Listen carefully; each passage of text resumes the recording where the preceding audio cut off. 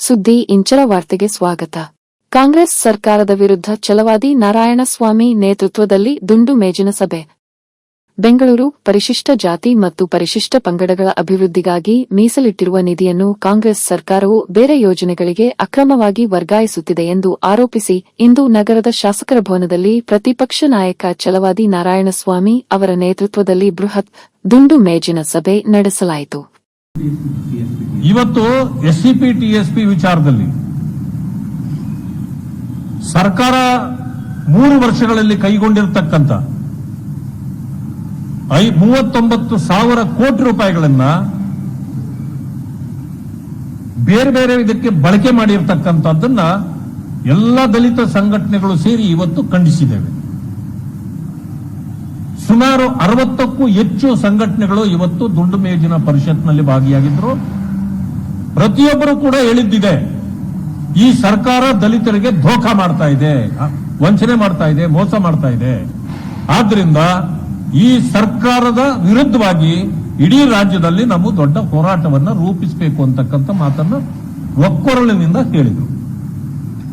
ಇಲ್ಲಿ ಆಗಿರ್ತಕ್ಕಂಥದ್ದು ಏನು ಅಂತಂದ್ರೆ, 1 ವರ್ಷಕ್ಕೆ 52,000 ಕೋಟಿ ಗ್ಯಾರಂಟಿಗಳು ಬೇಕು. ಅದನ್ನು ಮುಖ್ಯಮಂತ್ರಿಗಳು ಪದೇ ಪದೇ ಹೇಳ್ತಾರೆ.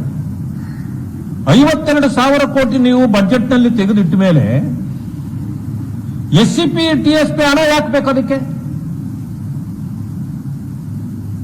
ಅಂದಮೇಲೆ ನೀವೀಗ ಒಕ್ಕಲಿಗ ಸಮುದಾಯದ ಹೆಣ್ಣು ಮಕ್ಕಳಿಗೆ 2,000 ರೂಪಾಯಿ ಕೊಡ್ತೀರಿ ಮನೆಯೊಡತಿಗೆ. ಒಕ್ಕಲಿಗ ಅಭಿವೃದ್ಧಿ ನಿಗಮದಿಂದ ತೆಗೆದುಕೊಡ್ತಿದ್ದೀರಾ ಅಥವಾ ಲಿಂಗಾಯತರಿಗೆ ಕೊಡ್ತಕ್ಕಂಥ ಅವರ ಅಭಿವೃದ್ಧಿ ನಿಗಮದಿಂದ ತೆಗೆದುಕೊಡ್ತೀರಾ? ಈಗ ಮೈನಾರಿಟೀಸ್ ಅಥವಾ ಮುಸ್ಲಿಮರಿಗೆ ಕೊಡ್ತಕ್ಕಂಥ ಹಣ ನೀವು ಮೈನಾರಿಟಿ ಡೆವಲಪ್ಮೆಂಟ್ ಇಂದ ತೆಗೆದುಕೊಡ್ತೀರಾ? ಆದ್ರೆ ಪರಿಶಿಷ್ಟ ಜಾತಿ ವರ್ಗಗಳ ಜನರಿಗೆ ಕೊಡುವಾಗ ಅವರ ಹಣ ಯಾಕೆ ತೆಗೆದುಕೊಡ್ತೀರಿ ಅನ್ನೋ ವಿಷಯವನ್ನ ಎಲ್ಲ ಮುಖಂಡರುಗಳು ಇವತ್ತು ಮಾತಾಡಿದ್ರು. ನಾನು ಕೇಳ್ತಕ್ಕಂಥದ್ದು, ನೀವು ವಂಚನೆ ಮಾಡ್ತಾ ಇದ್ದೀರಿ, ಮೋಸ ಮಾಡ್ತಾ ಇದ್ದೀರಿ. ಎಸ್ಸಿಪಿ ಟಿಎಸ್ಪಿ ಹಣ 42,000 ಕೋಟಿ ಇಟ್ಟಿದ್ದೀನಿ ಅಂತ ಜನರಿಗೆ ತೋರಿಸ್ತೀರಿ. ಇದರಲ್ಲಿ 34 ಏನು ಡಿಪಾರ್ಟ್ಮೆಂಟ್ಗಳಿದೆ, ಅಷ್ಟು ಡಿಪಾರ್ಟ್ಮೆಂಟ್ಗಳಿಗೆ ಖರ್ಚು ಮಾಡಬೇಕು ಅಂತ 21,000 ಕೋಟಿ ಅದಕ್ಕೆ ಕೊಟ್ಟು ಬಿಡ್ತೀವಿ ಕ್ರಿಯಾ ಯೋಜನೆಗೆ. ಇಲ್ಲಿ ಉಳಿಯೋದು 21,000 ಕೋಟಿ. ಅದರಲ್ಲಿ 14,000 ಕೋಟಿ ನೀವು ಗ್ಯಾರಂಟಿಗಳು ಅಂತೇಳಿ ನೀವು ಬಳಕೆ ಮಾಡಿಬಿಟ್ರೆ ಉಳಿಯೋದು ಬರೀ 7,000 ಕೋಟಿ. ಅಂದಮೇಲೆ ಎಸ್ಸಿಪಿ ಟಿಎಸ್ಪಿ ಹಣ ಪರಿಶಿಷ್ಟ ಜಾತಿ ವರ್ಗಗಳಿಗೆ ಸಿಗೋದು ಕೇವಲ 7,000 ಕೋಟಿ. 42 ಅಂತ ಯಾಕೆ ಹೇಳ್ತೀರಿ ನೀವು? ಸುಳ್ಳು. ಇದು ಜನರಿಗೆ ನೀವು ಮಾಡ್ತಾ ಇರತಕ್ಕಂಥ ಅನ್ಯಾಯ, ಮೋಸ. ಅದರ ಬದಲಾಗಿ ಈ ಬಜೆಟ್ನಲ್ಲಿ ನೀವು ಇದನ್ನು ತೆಗಿಬಾರದು. ಒಂದು ಸಮಯ ನೀವು ಅದನ್ನೇ ಮುಂದುವರಿಸಿದ್ರೆ ದಲಿತರ ಆಕ್ರೋಶವನ್ನ ನೀವು ಎದುರಿಸಲೇಬೇಕಾಗುತ್ತೆ. ಎದುರಿಸಿ. ನನ್ನ ಮನವಿ, ನೀವು 7,000 ಕೋಟಿನೇ ನಮಗೆ ತಲುಪ್ತಾ ಇರೋದಲ್ವಾ? ಅದಕ್ಕೆ ನಾನು ಕೇಳ್ತೇನೆ ಮಾನ್ಯ ಮುಖ್ಯಮಂತ್ರಿಗಳಲ್ಲಿ, ನೀವು 7,000 ಕೋಟಿ ಕೊಡ್ತೀರಾ ಪರಿಶಿಷ್ಟ ಜಾತಿ ವರ್ಗಗಳಿಗೆ? ನೀವು ಅಷ್ಟನ್ನೇ ಹೇಳಿ. 42,000 ಕೋಟಿ ಅಂತೇಳಿ ಮೋಸ ಮಾಡಬೇಡಿ. 7,000 ಕೋಟಿನೇ ನಾನು ಕೊಡಕ್ಕಾಗೋದು ಅಂತ ಹೇಳಿ. ಇವತ್ತು ವಂಚನೆ ಆಗ್ತಾ ಇರೋದ್ರಿಂದ ಇದು ಸತ್ಯವನ್ನ ಮುಖ್ಯಮಂತ್ರಿಗಳು ಒಪ್ಕೊಳ್ಬೇಕು. ಗ್ಯಾರಂಟಿಗಳಲ್ಲಿ ಇವತ್ತು ನೀವೇನು ಜನರಿಗೂ ಕೊಡ್ತಿದ್ದೀರೋ ಆ ಗ್ಯಾರಂಟಿಗಳು ಪರಿಶಿಷ್ಟ ಜಾತಿ ವರ್ಗಗಳಿಗೆ ಕೊಟ್ಟಿಲ್ಲ. ಗ್ಯಾರಂಟಿಗಳಿಗೆ ದಲಿತರು ಬಾಧ್ಯರಲ್ಲ ಅನ್ನೋದು ಈಗ ಸ್ಪಷ್ಟ ಆಗಿದೆ. ಆ ಕಾರಣದಿಂದ ದಲಿತರಿಗೆ ಗ್ಯಾರಂಟಿ ನೀವು ನಮಗೆ ಇಟ್ಟಿರೋ ಹಣ ಕೊಟ್ರೆ ಅದು ಗ್ಯಾರಂಟಿ ಅಲ್ಲ.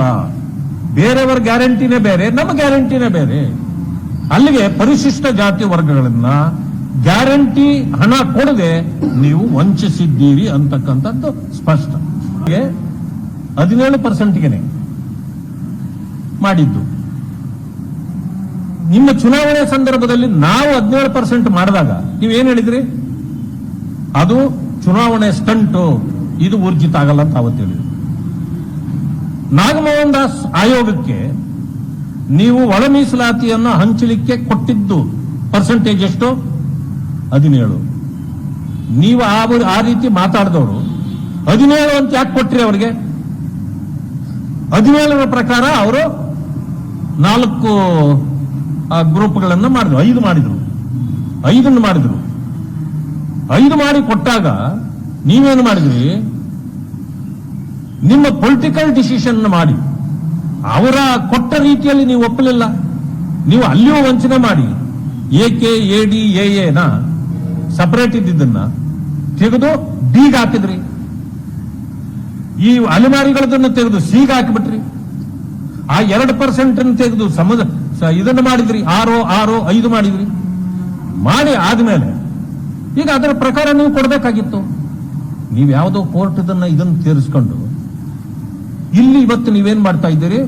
ಹೋರಾಟ ಮಾಡಿದ ಜನರಿಗೆ ವಂಚನೆ ಮಾಡಿದ್ದೀರಿ. ಯಾರೂ ಕೂಡ ಒಳ ಮೀಸಲಾತಿಯನ್ನು ವಿರೋಧಿಸಿಲ್ಲ. ಈ ಸಾರಿ ಮಾಡಿದ್ದು ಒಳ ಮೀಸಲಾತಿ ವಿರೋಧಿಸಿಲ್ಲ. ಯಾಕೆಂದ್ರೆ ಕೋರ್ಟಿನ ಆದೇಶ ಇದೆ. ಎಲ್ಲ ಒಪ್ಕೊಂಡ ಮೇಲೆ ಅಲೆಮಾರಿಗಳಿಗೆ ನೀವು ಸಪರೇಟ್ ಆಗಿ ಕೊಡಬೇಕಾಗಿತ್ತು. ಎಲ್ಲಕ್ಕಿಂತ ಮಿಗಿಲಾಗಿ ಎ ಗ್ರೂಪ್ನಲ್ಲಿ ಇರಬೇಕಾದ ಕೆಲವು ಜಾತಿಗಳು ಅಲೆಮಾರಿಗಳಲ್ಲಿದೆ. ಅಲೆಮಾರಿಗಳಲ್ಲಿ ಇದು ಸಿ ಗ್ರೂಪ್ನಲ್ಲಿ ಇರಬೇಕಾದ ಕೆಲವು ಜಾತಿಗಳು ಅದು ಎ ಗ್ರೂಪ್ನಲ್ಲಿದೆ. ಬಿ ಗ್ರೂಪ್ನಲ್ಲಿ ಇರಬೇಕಾದವು ಅಲೆಮಾರಿಗಳ ಜೊತೆಯಲ್ಲಿದೆ ಅಥವಾ ಸಿ ನಲ್ಲಿದೆ, ಏನಲ್ಲೂ ಇದೆ. ಇದುವರೆಗೂ ಕೂಡ ಯಾವ ಪಕ್ಕ ಅವರ ಜಾತಿಗಳಿಗೆ ಸೇರಿದವರು ಅದೇ ಜಾತಿಗೆ ಸೇರಿಸಿಲ್ಲ. ಅಲ್ಲಿಯೂ ಗೊಂದಲ ಇಟ್ಟಿದ್ದೀರಿ ನೀವು. ಈ ಮೀಸಲಾತಿ ಅಂಕಿ ಅಂಶಗಳಲ್ಲೂ ಗೊಂದಲ ಇಟ್ಟಿದ್ದೀರಿ. ಈ ಗೊಂದಲ ಯಾಕೆ ಇಟ್ಟಿದ್ದೀರಿ ಅಂದ್ರೆ ಇದು ಊರ್ಜಿತ ಆಗಬಾರದು ಅನ್ನೋದು ನಿಮ್ಮ ಉದ್ದೇಶ. ಈ ದಲಿತರು ವಿವೇಕವುಳ್ಳವರಾಗಬಾರದು, ವಿದ್ಯಾವಂತರಾಗಬಾರದು, ಅವರು ಶ್ರೀಮಂತಿಕೆ ಬರಬಾರದು. ಯಾಕೆ? ಹೊಟ್ಟೆಪಾಡನ್ನು ಬಿಟ್ಟು ದೇಶದ ಬಗ್ಗೆ ಚಿಂತೆ ಮಾಡಿಬಿಡ್ತಾರೆ, ರಾಜಕೀಯ ಚಿಂತೆ ಮಾಡ್ತಾರೆ, ಆವಾಗ ನಮ್ಮ ಅಂಗಡಿ ಬಾಗಿಲಾಗ್ತದೆ ಅನ್ನೋದ ನಿಮ್ಮ ಉದ್ದೇಶ.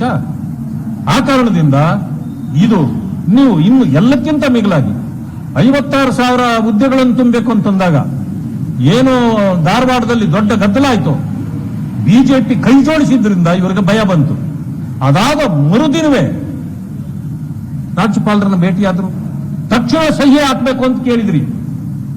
ಹಾಕ್ಸಿರೋದೆಷ್ಟಕ್ಕೆ? 6.5ಕ್ಕೆ. ನೀವು ಇವಾಗ ಕೊಡೋದೆಷ್ಟು? 15%ಗೆ. ನೀವು 15ಕ್ಕೆ ಕೊಡೋದಾಗಿದ್ರೆ ಅದಕ್ಕೆ ಯಾಕೆ ಸಹಿ ಹಾಕಿಸಿದ್ರಿ? 17%ಗೆ ಸಹಿ ಹಾಕಿಸಿದ್ರಿ. ಅದು ಕೂಡ ತಪ್ಪಲ್ವಾ? ಅಂದ್ರೆ ಸದನಕ್ಕೆ ಇವರು ಹಕ್ಕುಚ್ಯುತಿಯನ್ನ ಮಾಡಿದ್ದಾರೆ. ಅದರಿಂದ ನಾವು ಇದನ್ನು ಕೂಡ ಚಿಂತೆ ಮಾಡ್ತಾ ಇದ್ದೀವಿ. ಸದನಕ್ಕೆ ಇವರು ಹಕ್ಕುಚ್ಯುತಿ ಮಾಡಿರೋದ್ರಿಂದ ಈ ಸರ್ಕಾರದ ವಿರುದ್ಧವಾಗಿ ಹಕ್ಕುಚ್ಯುತಿಯನ್ನು ಮಂಡಿಸಬೇಕು ಅಂತ ಯೋಚನೆ ಮಾಡ್ತಾ ಇದ್ದೇವೆ. ಇದಕ್ಕೆ ಲಾ ಎಕ್ಸ್ಪರ್ಟ್ಸ್ ಕೇಳ್ತಾ ಇದ್ದೇವೆ. ಅದನ್ನ ಏನಾದ್ರೂ ಆದ್ರೆ ಈ ಸರ್ಕಾರ 3 ದಿನ ಉಳಿಯೋದಿಲ್ಲ. 3 ದಿನ ಉಳಿಯೋದಿಲ್ಲ. ಈ ರೀತಿ ತಪ್ಪುಗಳು ಮಾಡ್ತಕ್ಕಂತ ಒಂದು ಸರ್ಕಾರ ಹೇಗಾದ್ರೂ ಮಾಡಿ 5 ವರ್ಷ ಕಳಿಬೇಕು ಅಂತ ಯೋಚನೆ ಮಾಡ್ತಾವ್ರೆ. ಜನರ ಸಮಸ್ಯೆ ಪರಿಹಾರ ಮಾಡಬೇಕು ಅಂತ ಇವರು ಯೋಚನೆ ಮಾಡ್ತಾರೆ.